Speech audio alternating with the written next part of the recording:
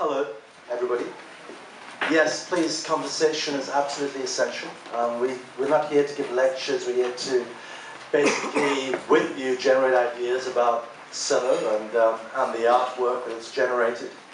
Does anybody else want to say something? No? Okay, well, so shall I just sort of kickstart the process? Well, one of the things I did was, like a good old English scholar, is reread the book, and it's a massive tome.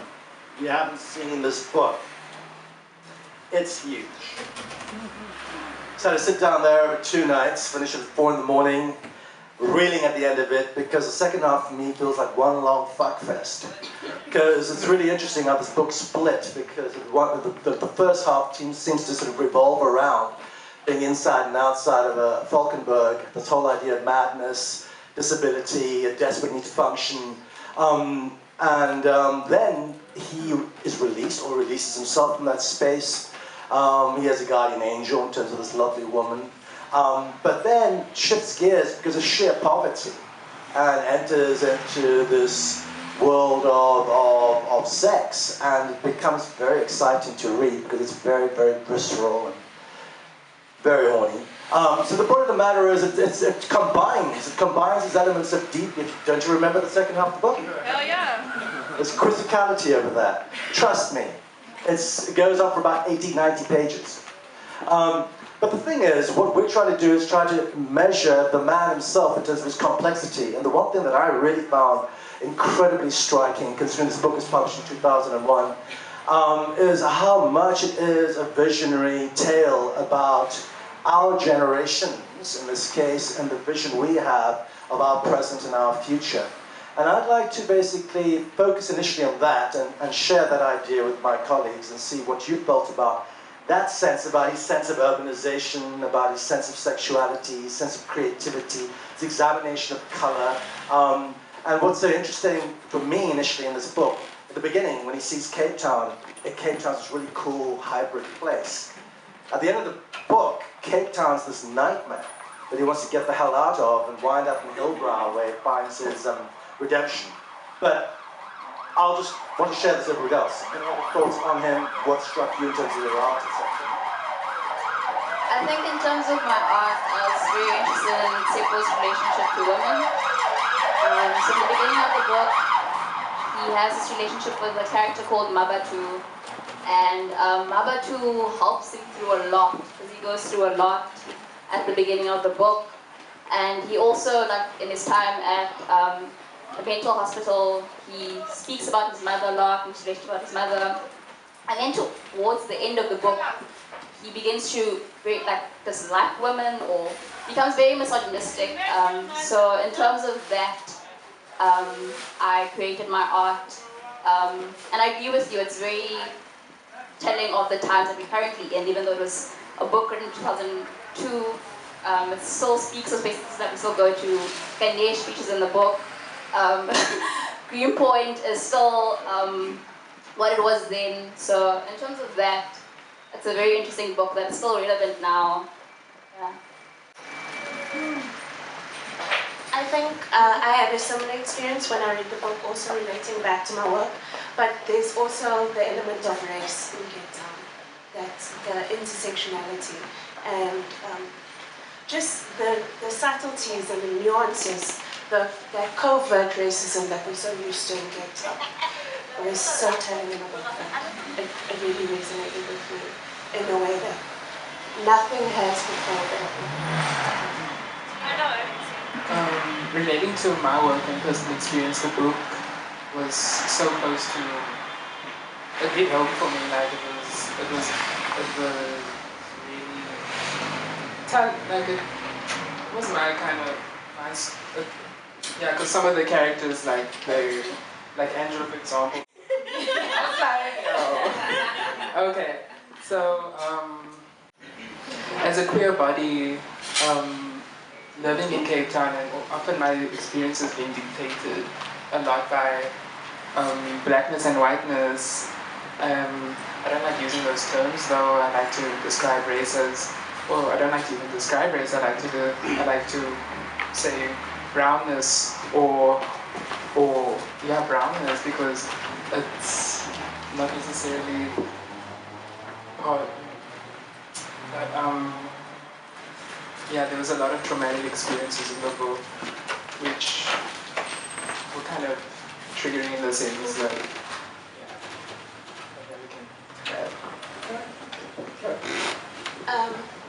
Another thing about you putting the book in the urban landscape, just how there isn't a space to deal with trauma for most people in the city. They have to suppress it because they have to survive. And just how that manifests in really ugly ways throughout the book is that quiet violence. I'm just picking up on some of the things that are being talked about. You spoke about how the book inspired you in terms of your art, and particularly the female best friend and that character, how she inspires you. You spoke about the importance of race, but the very complex tapestry of race in this book. At one level, he talks about the fact that, yes, he cannot get out of the blackness of his body. But another part of the book, it focuses on the fact that we are more than that substantive epidermal layer that defines us. And at some point, I remember him talking about there are three sexes, he says. There are men, there are women, there are hermaphrodites. So the way he scrambles the idea of sexuality is also the way ultimately he's also trying to scramble the idea of a race body. And then, in terms of what you said about the queer body, he said what makes this book remarkable and actually seminal is not only the fact that it was coming out in 2001, 2002, he said, but the thing is that it's those driving issues are with us because what he's trying to do is not trying to create some dogmatic narrative about the new world. He's actually implicating us in the fantasy of freedom and then the fuck-up of freedom and how the hell we live through the combination of this utopia. In fact, there's a bar called Utopian Nights. But at the same time, there's all this hardship and madness and this sort of sense of being dragged down to the world. So caught between these different highs and lows is how the novel seems to veer back and forth. Okay. So I'll speak about my work again. And another thing that I took from the book was how Sisipho deals with violence. And sometimes he experiences violence during his dreams, and a lot of the times when he's going through his mad stages, he walks a lot. And to me, that read as a greeting of the violence of his dreams.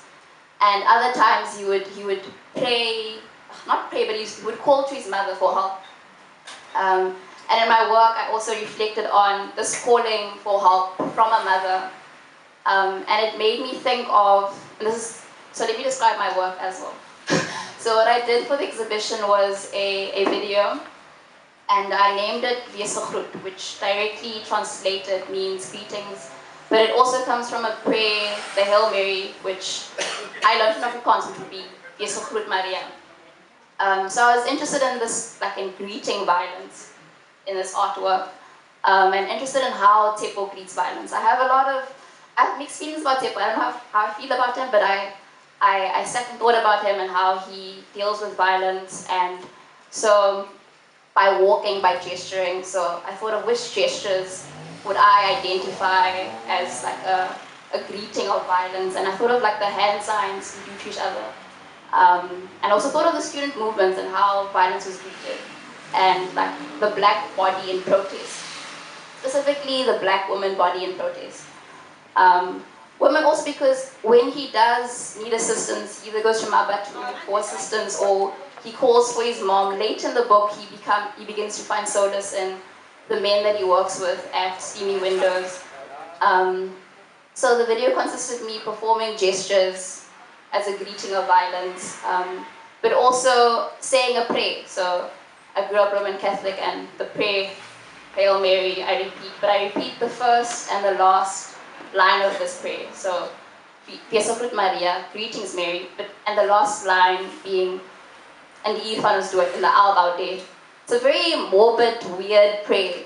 And I'm also fascinated how close to death Sisipho is at numerous moments in the book. Like he lives very close to death. At one stage I went to the back to make sure that, does he still feature? Because like he must, like he's walking in Langa, doing stunts, like he's not supposed to be there. People are being violent towards him. So yeah, so for my video I was just interested in like how Sisipho greets violence, how he confronts violence. but also how protest leads violence, confronts violence, how the female body, how the woman body can be used as like a tool to confront violence, to greet violence. Okay, I'm gonna talk about my work too.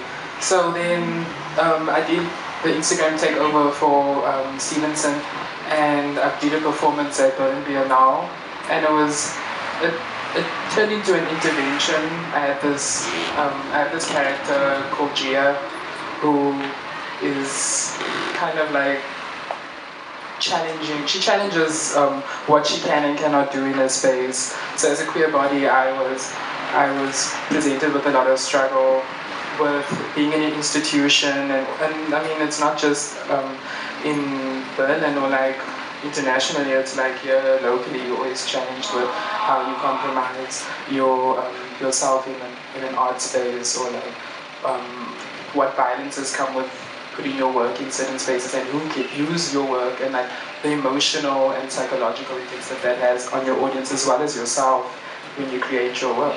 So then so they told me I couldn't burn my wig in the space because it was a hazard to people as well. So then I decided I'm just gonna come in first and light my lighter fluid and do my performance. So you see, like so it's really challenging to put yourself in that space. So I was just like, I'm gonna let go and do what I need to do to, yeah, this is my drag, honey, like, you take it, like, and yeah, giving power to myself, and also, yeah, even in Yeah, which Tsepo really does towards the end of the book, getting into mysticism and tapping into his inequalities, I think is really important. That it's not just about the brutalization, but he finds that power within himself. Should I speak about mine too? So, reading the book, what was really apparent for me within all of the characters and just thinking about my interactions with people is how we're all affected by patriarchy, especially Tsepo in the book. And I really wanted to look at the femme body and the queer body, especially for Black and Brown, and that experience. And reading the book, I'm gonna try. Reading the book, I was really haunted by the story of Nokopila Komalo, who was killed in Woodstock. And she was a sex worker. And there's just so much violence around her story. How mother has given up, how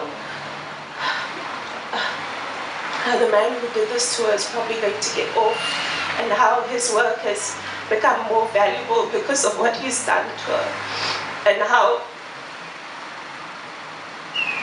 consistently throughout the book, femme, Black and brown bodies are being brutalized in different ways, and made to be invisible.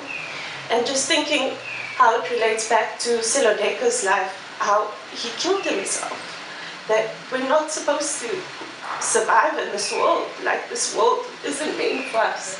There are constantly things that are trying to negate our existence and make us invisible. And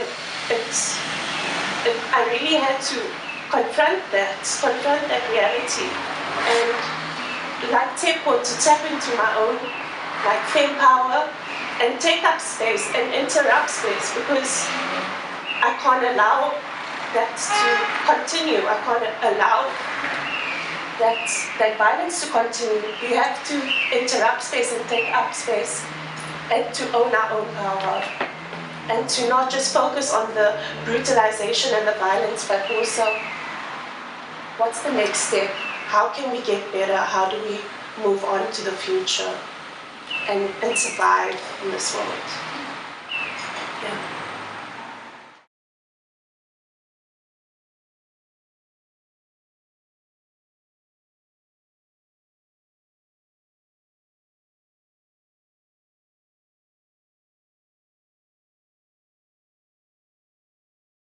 Hey. It made me think a lot about why it's set in Cape Town and how he escaped from Rhodes to come to Cape Town.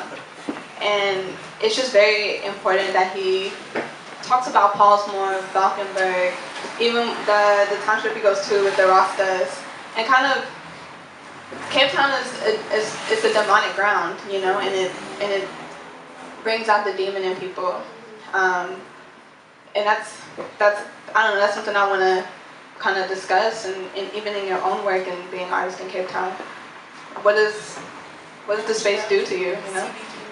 Yeah, Bohosi and I made a work called Angel Boys, The Battle of the CB Demons, and we did a performance at Stevenson at the opening,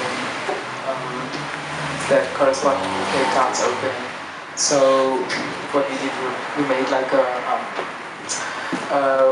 we did this ancient Mayan movement technique that was for protection, and so we did this movement like for 35 minutes, but we didn't know that happened for 35 minutes, and it works. It's a real thing. So we charged our magnetic fields and things, and our minds became really synced.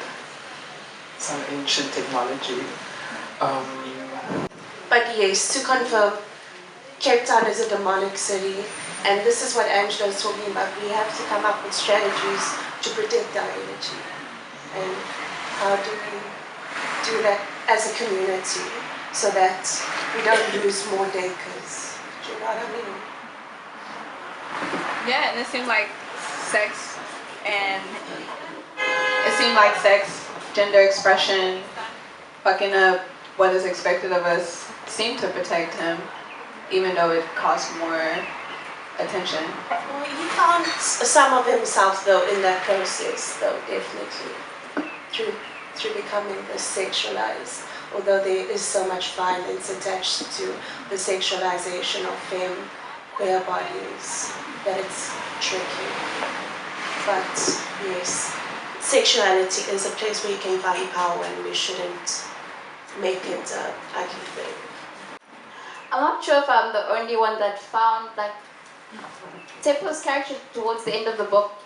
I found him to be a bit of a problem though, because I don't think he was talking about blackness. He was definitely talking about black maleness and like prioritizing that is the ultimate, it's the purest, like it's it. And I found that extremely problematic in the book. I didn't feel like when he was empowered and he's on it, like because at that stage, before that stage, he's very much, like I said, Mabatu supports him. He calls out for, he calls out continuously for his mother to look at what's happening, for assistance. But towards the end of the book, I think another character, I can't remember the name, Nashib, tells him to watch out for women because they hate him, because they see his power, and it made me very uncomfortable. I don't know if there's any other thoughts about that. I can see how from a woman's perspective it might be uncomfortable, but from another perspective, what's so intriguing about the sexuality, not the sex scenes, but the desire, the male desire, because what he's trying to say as well, he's saying that how the South African male has been so terribly repressed, and he's asking us to actually think about what it means for a man to release his body to another man. So yes, at one level it seems exclusionary, insofar as it seems to rule out everybody else, because it does speak of the male torso literally as the face of God, as the face of the divine. But one can understand where he's coming from another perspective, because of course, you know, within a heteronormative culture, let alone a culture that's defined by racial divide, it's still brutally heteronormative. So there's another level of freedom that he's actually still advocating, and I did find some of the most potent passages in the book actually had to do with his incredible understanding of how men can love each other and how that can be a good thing. So there's so many different facets to this book. I mean, it's not one book. There's so many different sellers in this book. You know, you take what you can find out of it, but it's still incredibly potent. I haven't read the book, but I was really struck by how I think at least two of you were thinking that it was really interesting that this book was written in the early 2000s and how it's extremely prescient for our times now. And I was wondering if you could reflect a little bit on whether this was sort of how forward-thinking the author was in writing this, or just sort of like the underlying currents that have potentially been within like the new South African democracy that are really only coming to light now, but that how we actually go back and reflect on some of these sort of why it really struck you that this was only written, it was written like 15 years ago rather than now, and if you can learn anything from that.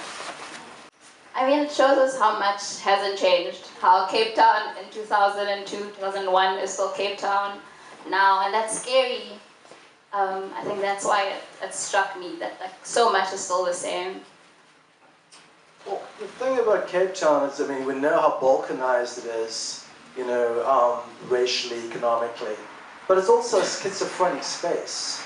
And the spaces that he's drawn to, spaces like OBS, are liminal spaces between extreme divides where there are exciting crossover points. And that was beginning in the, it was come to fruition around that time as a site of some kind of utopia. So it's a space of potential freedom, and then there's a space of the drag, which is psychological, emotional, political, economic. In terms of 2001, I mean, for me, I mean, I think about this before the, you know, for me, it's basically,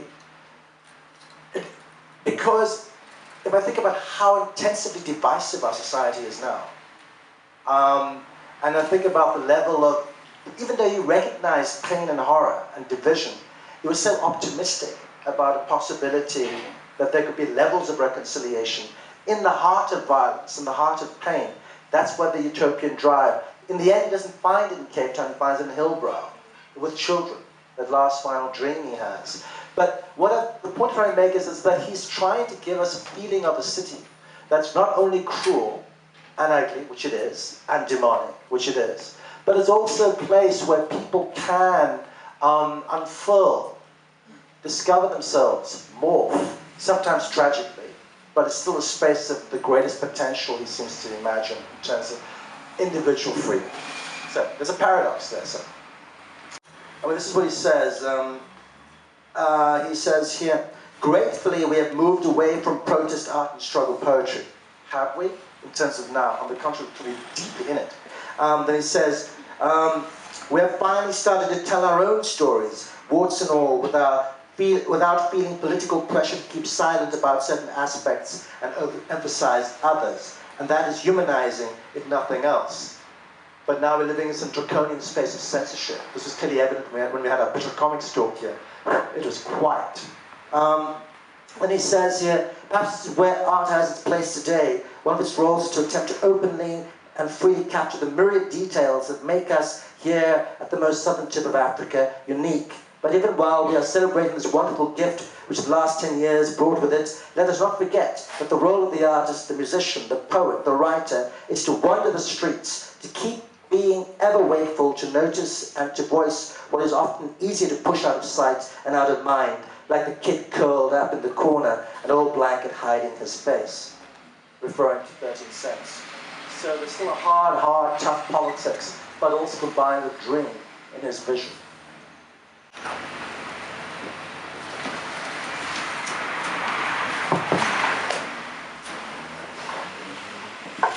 So I like what you said about, so we've spoken about this Cape Town city being this vicious sort of demonic beast, but also what you said about Sello having to find something of an identity within himself through all of that. And when I read the book, I read it over a couple of weeks because it was so difficult for me to get from chapter through chapter. And part of the problem was that I was beginning to confuse the world of the book with my own world because it's that close to home. Even so many, I was completely struck actually by the fact that it was written so long ago because as a queer body myself, I was like, well, this feels like my every single day life.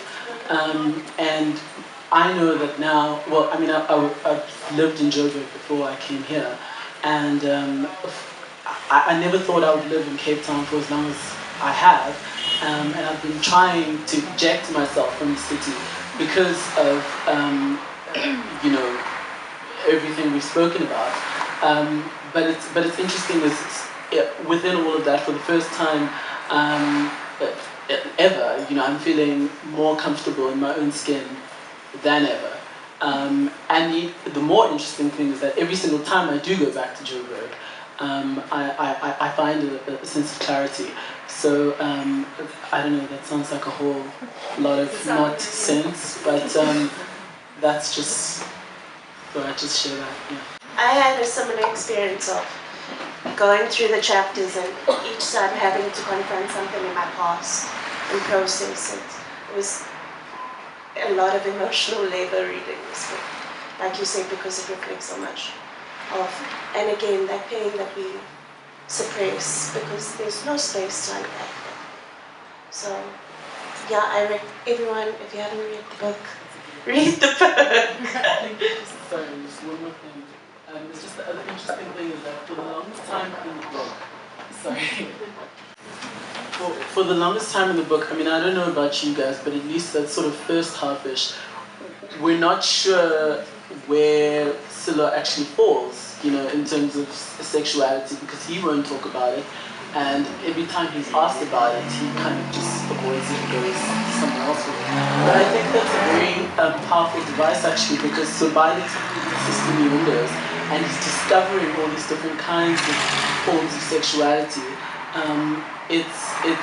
I think it gives the reader, whoever you are, the opportunity to feel like, oh, there's something that I can relate to here, because here's this sort of, let's call him like a blank page that's just like coloring in with all the different types of shades that there are. Does that make some sense? Steamy Windows is vivid. It is. It's vivid. Those men are absolutely indelibly in my imagination. I can see them because they're so utterly unique. All their strange quirks and pains and drives and yearnings. The desperation, the pathos of feeling that he gets through. This is not some voyeuristic exercise in pornography. It's something far, far more profound in terms of the attempt. In fact, I cannot think of another novel out of this country that truly grapples with male sexuality as profoundly and as beautifully as he does. The sexual violence he had experienced wasn't something he was trying to repress, but he considered it something that was part of his sexual history. And I think that's why the work is so transformative and is articulated so beautifully. Because, I mean, even with Chris, he meets Chris again at the restaurant, but his relationship to Chris is not about the experience of the past, but it's about something totally different. And yeah, that's what I was just thinking about. Just embracing that as part of his sexual history, which is radical in itself, because we're taught so much with our experiences with sexual violence to repress it. And so a lot of the narrative is that, you know, homosexuals, they're out here, pedophiles, and all this shit. But I don't know, it's a really reflexive moment. Yeah. I don't know, I felt a bit differently about that for me, but maybe I was just projecting. But I felt like we're so used to comforting like people who harm us as femmes in our society. We're so used to, you know, having to make shit easier for other people and not putting ourselves first. But like I said, maybe that's just my personal experience. Are you saying that the central character is in some ways a victim in this narrative? Is that what you mean? I mean with the relationship with Chris. Okay. Because he's still like talking about him like he's still beautiful, this beautiful person. Do you know what I mean? Even though he did this horrid thing to him, he still struggles to, you know, clearly, you're a bad person. It's difficult for him to do that, and I relate to that. I've seen it and I've experienced it myself. I don't know how to say it. To ask the audience and ourselves, I mean, what a title, The Quiet Violence of Dreams. What do you think? I mean, even if you haven't read the novel, what do you think The Quiet Violence of Dreams might mean?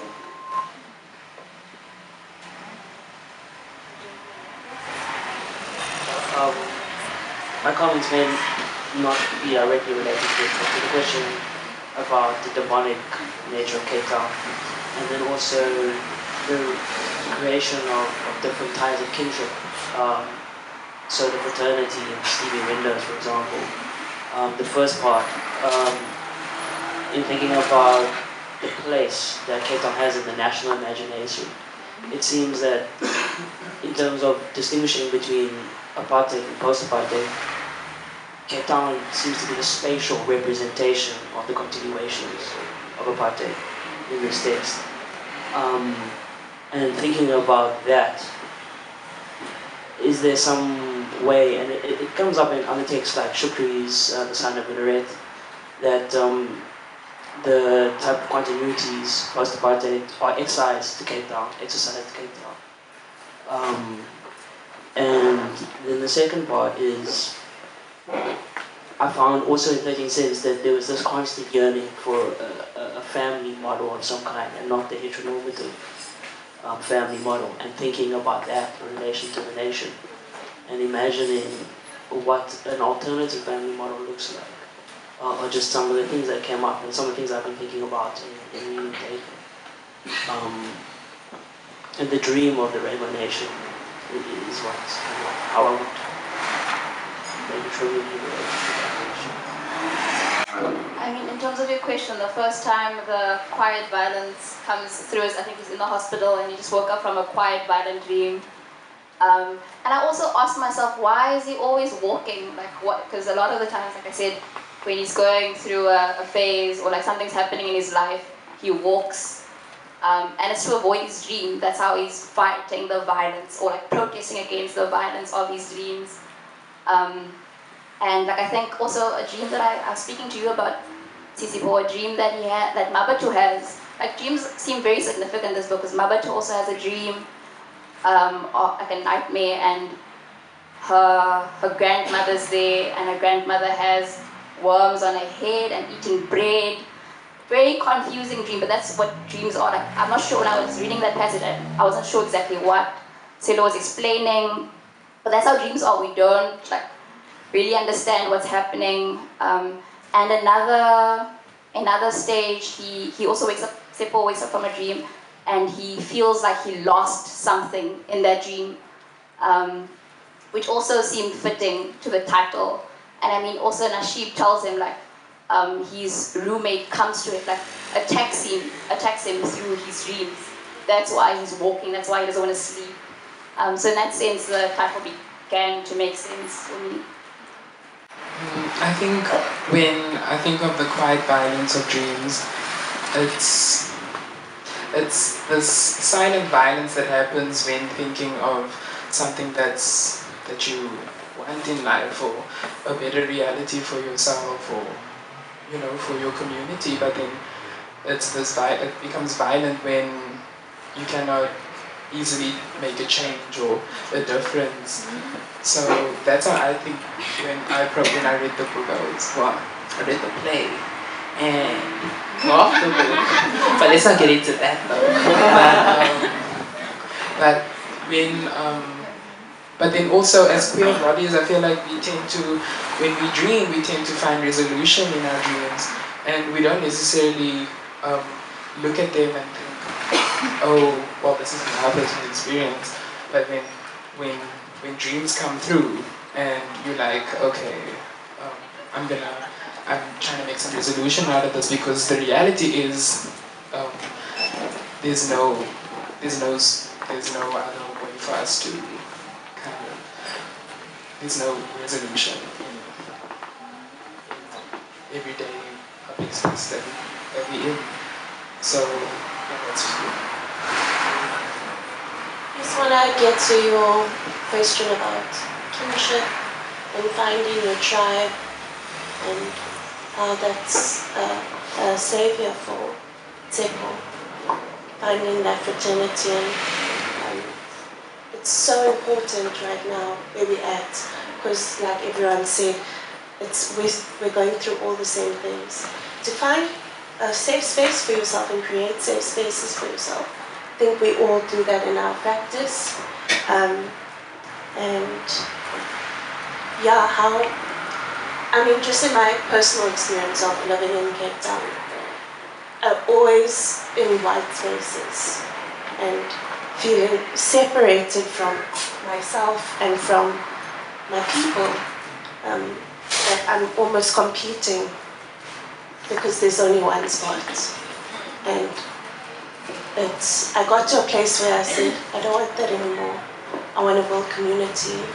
And I think that was a really big savior for Teko, and something that all of us do and want to encourage more in the demonic cities, to create safe spaces, to protect ourselves and the people who we care for. I don't know if that's... But the point is that even though it is every day, as I understand the book, and as I understand what Sello is trying to do, especially the Nazi character, I think, she's trying to develop some kind of space of utopia. And the clear point, for example, is the white man that she is having a relationship with has had a previous relationship with a black woman. And he says to her, just because I've had a previous relationship with a black woman doesn't mean I therefore only like black women. The assumption is that people simplify design, simplify gender, simplify color. And this is the major problem in the history of South Africa in terms of its aesthetics. How we try to create these iconic and representational images of blackness. But if you recall from the book, there's a clear reference to Fanon in the book. And Fanon, of course, is somebody who's trying to examine violence, but he's also trying to examine the violation, the voiding of the black body, and the return to the black body of its own dreams, of its own value, of its own imagination, its own soul. So in many ways, this is what's remarkable about this book. The fact that Sello can actually give us the dream structures of his characters. Think of how many South African novels actually allow you to enter the unconscious of blackness. It's always seen as a representation, as a figure, as a thing, never seen with any great depth and complexity and humanity. And this is what makes it a powerful vision. Whether you agree or disagree with the morality of the narrative, there's no way you can get around the fact that he has humanized his characters profoundly. You want to say something? Yeah, so just on the topic of the quiet violence, the question that you raised earlier, and then on the topic of needing to take action, but not with violence. In my mind, quiet violence, just those two words, seems like the most powerful of violence. It seems like the violence that you cannot curb. It is there. There's no way of fighting it because there's no reason to fight it. You know, it's quiet in the sense that there's nothing really to fight about it.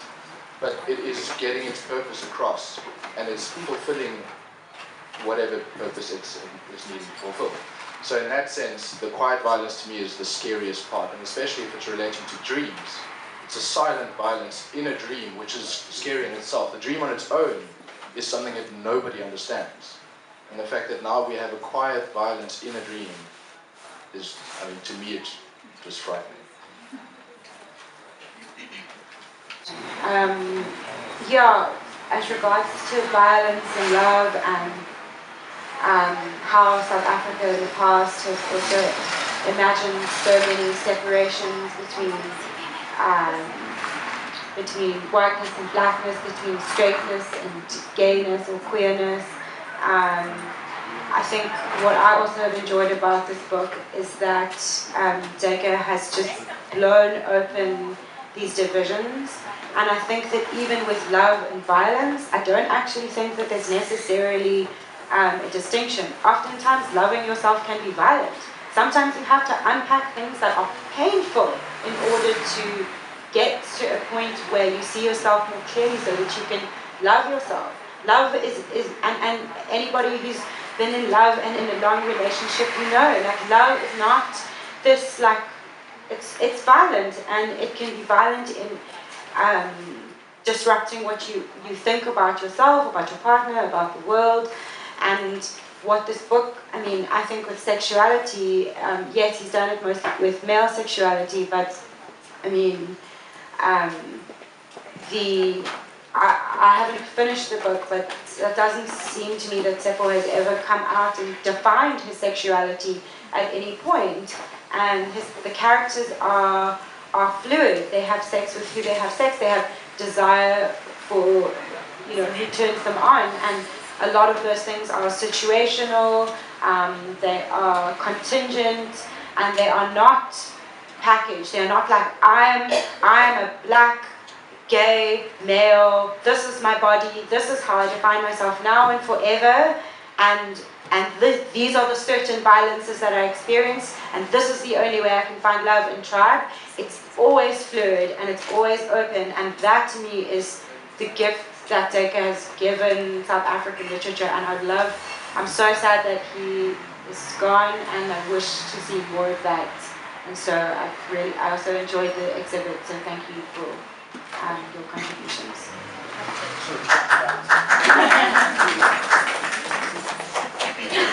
Hello, I would like to know more about the process of the exhibition in its complex, and how the two curators came up with this book and approached you, and what did they expect from you, and how did you take this challenge?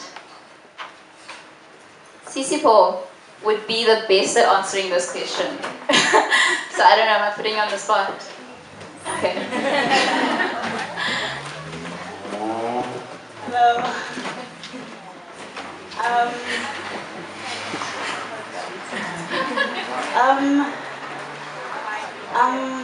Well, yes, the person, so from my understanding, he was an exchange student from, I think, the Netherlands and Cape Town, and when he came to Cape Town, he lived in observatory, and he attended, obviously, Ganesh, and he lived the life of Tepo in a way. And that's when he read the book, and then 10 years later, when he reread the book, he realized that it was so relevant. And because he's a curator, he's made friends with some of the artists who actually knew Sello. And because he thought that it was a very relevant book, he thought, why not make an exhibition out of it? And also because Sello wrote an article about the importance of visual art and how that can sort of help you find that inner consciousness, that inner peace. And I think that's what inspired the exhibition. And I, as the producer of the exhibition, from my perspective, I think it was a very important thing to do. Not only as a young female, but also as a person within the art industry and as a person who grew up in Cape Town, and how, I mean, most of what you guys have said, it's mostly things that I resonate with, where you constantly have to think about other people all the time, where you put yourself last and you sort of suppress your own desires, you suppress your own thoughts, your own feelings, and your own dreams, and you learn to adopt in the society that's not even meant for you. And I mean, I went to colored schools, and I mean, I experienced the most extreme racism. And I went to University of Cape Town, where it was still very much a prominent boundary between black students who grew up in the township and black students who grew up in the suburban area, or black students who came from overseas.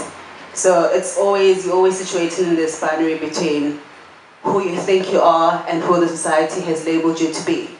So I think for me it was very interesting to hear other people's voices and to also see other people who realize that inner king or that inner queen within themselves, and I think that's what made it great for me, and that's what I enjoyed about it, is that people they took the step to confront their own enemies or their own baggage or the things that are holding them back. And I think with Jody's work, she's got this portrait of her naked, and you can see the stretch marks, you can see that she's in a bathroom. So it's like not an image that we are confronted with on a daily basis. It's just, if you walk into a mall, all you see is white mannequins. They're white, they're skinny, and you're like, where are the black women? Where are the queer bodies in the space. And I mean, if you walk in Cape Town, all you see is, it's people of all sorts of races, all sorts of gender associations. It's not just one person. And I think for me that was very important, is that people came out in their own descriptions, and they lived this space and they allowed their own works to speak for whatever ideas they associate with or whatever ideas they wanted to bring across to the society. And I think, well done all of you guys, and thank you for being part of the show. It was a very emotional show, and reading your descriptions for your art pieces, it was just, and also I read the book and I finished it and I cried most of the time, because it forced me to deal with things that I haven't dealt with, and things that I'm afraid to deal with, or things that I'm afraid to speak about in public spaces. And I think that's what Sello did very well, is that he was very honest, and I think that's why he never spoke about his sexuality. Like, he couldn't say that I'm gay or I'm not gay, but because it's really hard, every single day you speak about yourself or you put yourself out there and then people crush you. Like, he committed suicide. Who knows why he committed suicide? Apparently he was bipolar, but what led him to that stage, we don't know.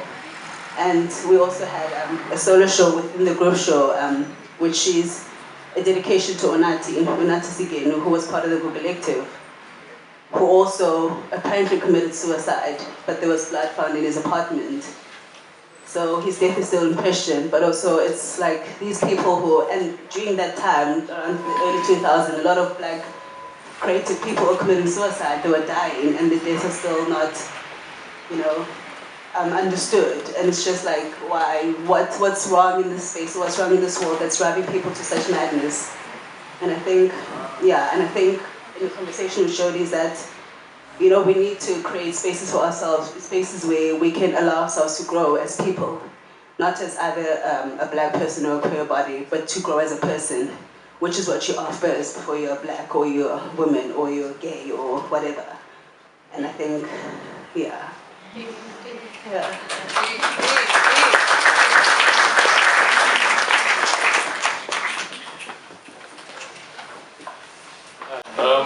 With regards to Ashmal's question about the title, I haven't read the book myself personally, and hearing from your experience is actually really quite interesting. But with regards to the title, I think that silent violence that he faced was probably what we all face when we try to understand ourselves, in a sense, as where we try and figure out who we are faced with questions like, do I really like men? Is it okay for me to like men? Like, that sort of questions, and you begin to have this internal battle with yourself as you grow.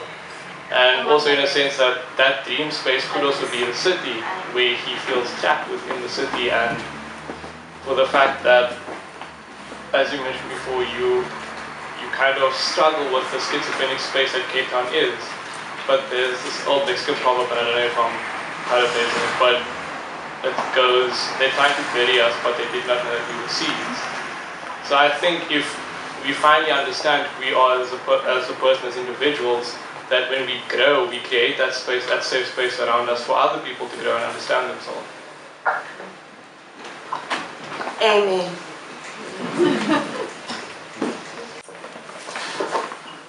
Almost as if like your dream space is the only space you can be free. Yeah. Because that's where are we free today? In 2016, which spaces are we allowed to be free?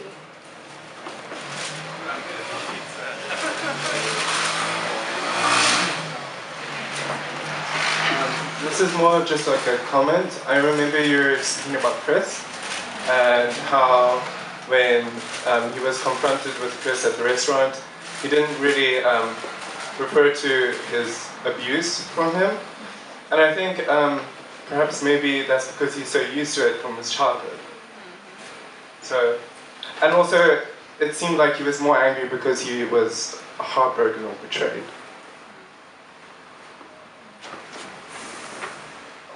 There was a question there as well.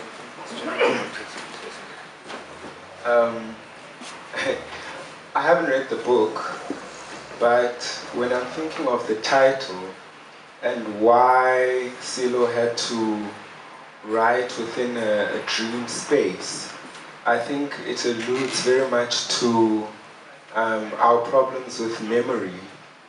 And I think the violence that we think we self-inflict by thinking about the experiences we've had is even more violent because you also question to what extent have I constructed my own experience. It sort of speaks to how we deal with trauma and the complexity of trauma itself, and over time, this book was written, more than a decade ago. When we think and sort of juxtapose our current context in how we think about identity and the context of when the book was written, we are almost shocked because that was not only constructed, but it's also may have been his experience, and we also may respond very negatively to the work because we now have to confront the fact that we may be so far gone from the truth, or we may have, we feel sometimes when you're a victim of something, you think that you've constructed your own victimhood, and so the complexity comes from that. And so it's quite interesting that the writer would have written in a dream space and written in a reality space and sort of tried to see how we as human beings can sort of vacillate between the two spaces, if that makes sense.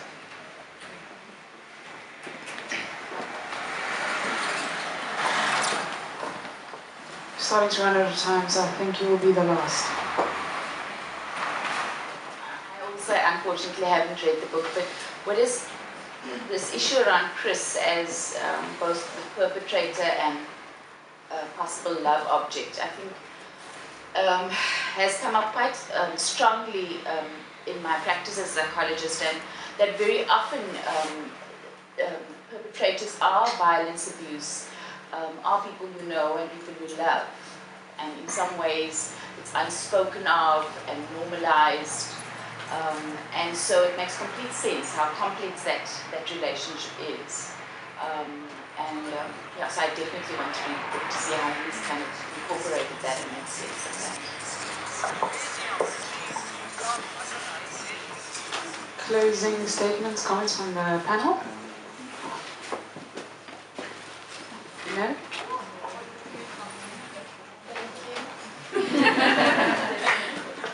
Well, thanks for the panel for coming out tonight and talk quite about it.